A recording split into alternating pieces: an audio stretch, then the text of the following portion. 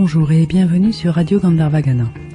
Dans le cadre du cycle du dialogue interreligieux, l'unité dans la diversité, nous avons le plaisir de recevoir Mostafa Chakroun, venu faire une conférence au centre védantique Ramakrishna sur la prière en islam, sa forme et sa signification, et aussi nous parler d'un saint qui lui est cher, puisque c'est son maître, donc un saint musulman, Abdesalam Yassine. Bonjour Mostafa. Bonjour. Mostafa Chakroun, vous êtes membre du mouvement islamique Justice et Spiritualité, dont le fondateur est votre guide spirituel, Abdesalam Yassine, auteur d'une quarantaine d'ouvrages traitant de la méthode prophétique. Tout en aspirant à l'éveil et au renouveau de la foi, le mouvement œuvre pour le bienfait social, politique et économique, qui va de pair avec la prière et les autres actes d'adoration de Dieu, dites-vous.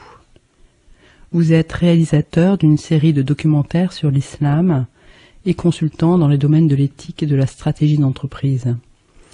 Alors, Mostafa, j'aimerais tout d'abord que vous nous précisiez qui était votre maître, Abdesalam Yassine. Abdesalam Yassine est une personne qui a débuté sa carrière dans l'éducation. Il a représenté le Maroc dans plusieurs pays. Il a même aidé à instaurer le système d'inspection ou d'éducation dans des pays voisins. Il est né en 28 et il est retourné à Dieu en décembre 2012. C'est une personne qui, à l'âge de 38 ans, a eu une crise spirituelle et il a commencé par chercher. Il a lu les écrits des yogis, tous les écrits de l'Extrême-Orient, et puis et les écrits des soufis, et là où il lisait, on lui conseillait de trouver quelqu'un, un guide, pour qu'il arrive à ce qu'il désirait. Alors, la méthode prophétique qu'il a mise au point, ça consiste en quoi? En fait, il est parti de la situation des musulmans. En général, les musulmans ont le Coran à la maison, entre leurs mains. Ils ont les hadiths du prophète Mohammed sallallahu alayhi wa sallam, mais ils n'arrivent pas à concrétiser ou à développer leur situation, à se développer eux-mêmes. Et pourquoi? Parce qu'il n'y a pas une autodiscipline, il n'y a pas réellement une vie musulmane. On parle de l'islam, mais on ne le vit pas. Donc la méthode prophétique consiste en fait en une pratique journalière, quotidienne, pour essayer d'acquérir certaines vertus, pour aspirer à l'état de l'excellence, qui est le troisième rang de l'islam. Parce que contrairement à ce que beaucoup de musulmans croient, l'islam a des paliers au lieu des piliers uniquement. Il y a l'islam, puis l'iman, les 5 piliers de l'islam. Ça, c'est la pratique qu'on observe, qu'on peut voir. Et au-delà de ça, il y a l'iman, qui est la foi, et puis l'excellence. Pour accéder à ces niveaux de spiritualité élevés et d'excellence, on doit cultiver certaines vertus. Mais c'est quoi ces vertus? Ces vertus, en fait, l'iman, la foi, est quelque chose qui est dans le cœur. Elle n'est pas quantifiable normalement. Mais il y a un hadith que le prophète a cité et qui dit que la foi est 60 ou 70, un peu plus que ça, 60 à 70 affluents. Elle a 60 à 70 affluents. Et parmi ces affluents, il y a le plus grand, le plus important, c'est l'invocation, la ilaha illallah, c'est dire qu'il n'y a pas de Dieu autre que Dieu. Et puis, il y a la pudeur, il y a beaucoup de vertus. Lui, il les a classées en 10 vertus. C'est 77. Il a compté 77 vertus affluents et il les a regroupées en 10 vertus. Et ça, par rapport aux 99 noms de Dieu, comment ça s'articule? Les 99 attributs de Dieu, ce sont des adjectifs qu'on peut ajouter au nom divin, Allah. Mais les vertus, ce sont des comportements que doit acquérir le musulman ou parfaire. Et la somme de ces comportements doit le faire normalement accéder au troisième rang de l'islam, qui est l'excellence, al-ihsan. Mhm. Alors c'est quoi le but de l'homme sur terre selon l'islam et principalement selon votre maître? Dans le Coran, il est dit que l'homme est créé pour devenir le lieutenant de Dieu sur terre.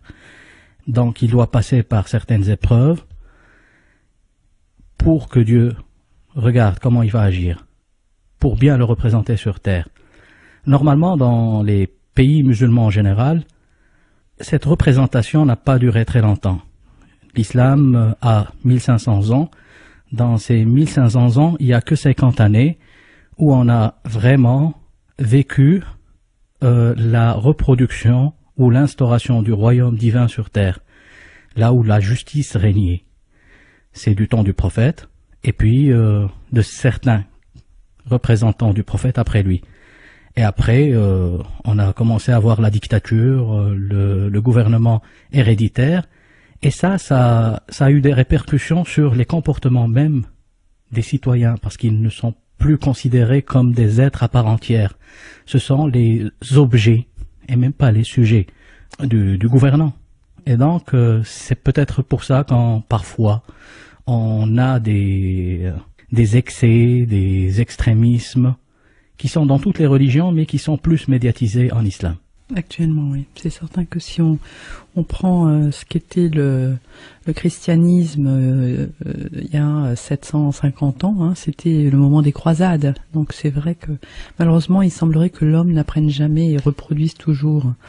Donc un mouvement comme justice et spiritualité, avec un maître qui même pour la justice s'est fait incarcérer et pendant même 11 ans a été assigné, vous nous avez dit, donc à résidence. Quel était son regard sur les autres religions? Vous nous avez dit qu'il avait lu beaucoup d'autres maîtres. Comment est-ce qu'il vous transmettait cette ouverture? L'ouverture, d'abord, il nous disait de respecter l'homme en général. Une fois, on lui a demandé conseil. Quand on va en pèlerinage, par exemple, comment devra-t-on nous comporter? Alors il répondait, essayez ou vous devez considérer que chacun qui est avec vous, même si vous ne le connaissez pas, même si c'est un homme qui paraît pas très religieux, pas très correct dans son comportement, considérez que c'est un saint. Y compris si on n'est pas d'islam. Y compris.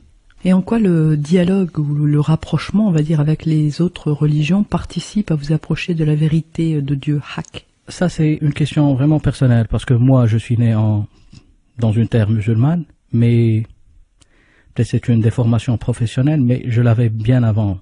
J'étais auditeur, mais avant, je ne voulais jamais accepter les choses comme telles. Donc, j'ai eu ce souci depuis mon enfance de comparer. Par exemple, je me disais, si on adorait le même Dieu, ce même Dieu doit être le même réellement, avoir le même nom. Et j'ai fait un documentaire sur ça. J'ai fait un documentaire sur la prière. La prière doit être presque la même.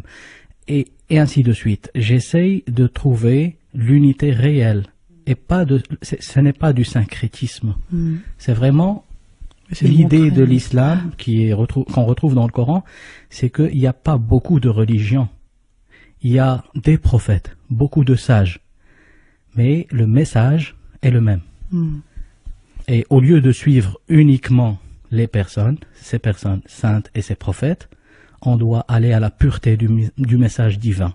Alors l'islam, malheureusement, est souvent perçu comme assez conformiste dans ses commentaires coraniques, et les domaines de la théologie et de la jurisprudence sont un peu sclérosés, pourrait-on dire, depuis le XIe siècle et la déclaration de Ijtihad, la fermeture des portes de l'initiative. Comment fait-on pour faire passer son message de vie, d'échange entre les cultures au Maroc? Dites-moi. Oui.